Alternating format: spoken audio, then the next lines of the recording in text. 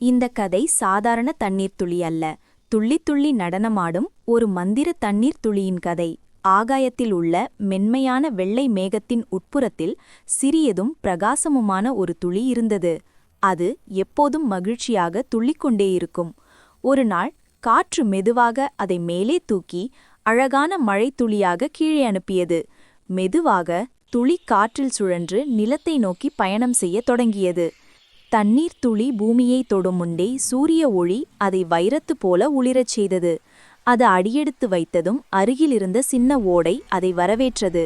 தண்ணீர் துளி ஓடையில் சேர்ந்து மகிழ்ச்சியுடன் ஆற்றை நோக்கி பயணிக்கத் தொடங்கியது. வழியில் கற்கள், இலைகள், சிறு மீன்கள் ஆள் அதன் நடைபாதையை அழகாக ஆக்கியது. துளி தொடர்ந்து பாய்ந்து சின்ன சின்ன அலைகளில் ஆடியபடி பெரும் ஆற்றின் இதயத்தில் சேர்ந்தது. சில நாட்களுக்கு பிறகு அந்த ஆற்றின் தண்ணீர் ஒரு ஊருக்கு கொண்டு செல்லப்பட்டது.